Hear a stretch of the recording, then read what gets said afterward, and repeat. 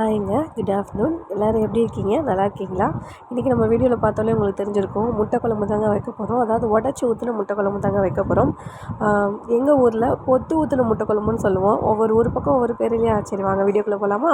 இப்போ அதுக்கு தேவையான பொருள் வெங்காயம், தக்காளி, பச்சை மிளகாய் எடுத்துக்கோங்க. பூண்டு நல்லா 15 பல் எடுத்துக்கோங்க. நான் கழனி தண்ணியில் வந்து ஒரு மணி நேரம் புளி ஊற வச்சு எடுத்துருக்கேங்க.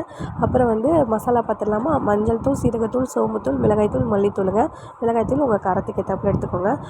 கொஞ்சம் பெரிய கடாயாக எடுத்துக்கோங்க. ஏன்னா முட்டை உடஞ்சிடக்கூடாதுல்ல, நம்ம உடச்சி ஊற்றும் போது ஒன்றோட ஒன்று ஒட்டக்கூடாது. அதனால் கொஞ்சம் பெரிய கடாய் எடுத்துக்கோங்க. தாராளமாக எண்ணெய் ஊற்றி சோம்பு, வெந்தயம், கடுகு, பூண்டு, பச்சை மிளகா, வெங்காயம், தக்காளி, கருவேப்பிலை இது எல்லாமே சேர்த்துருங்க. சேர்த்துட்டு நல்லா வதக்கி விட்ருங்க. அதாவது வெங்காயம், தக்காளி நல்லா மையாக வதங்கணுங்க. அது வதங்கினதுக்கப்புறம் நம்ம மசாலாலாம் ஆட் பண்ணிக்கலாம். நான் சொன்ன எல்லா மசாலாவும் ஆட் பண்ணி நல்லா வதக்கி விட்ருங்க. அது ரொம்ப பச்சை வாசனை போன அவசியம் இல்லை. ஒரு நிமிஷம் வதங்கினா போதும். அதுக்கப்புறம் புளி தண்ணி சேர்த்துக்கோங்க.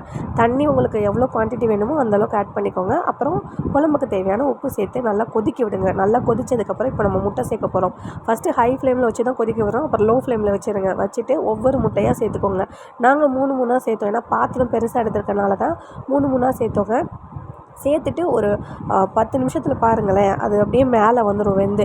அதுக்கப்புறம் மறுபடியும் 3 சேர்க்கலாம். நாங்கள் 10 முட்டை சேர்த்தோம். உங்களுக்கு எவ்வளவோ அளவு இருக்கோ அந்தளவு நீங்கள் சேர்த்துக்கோங்க. எத்தனை எடுத்துருக்கீங்களோ அந்தளவு. ஃபைனலாக அப்படியே சிம்மிலே விட்டுருங்க. நல்லா வெந்து மேலே எல்லா முட்டையும் வந்துடுங்க.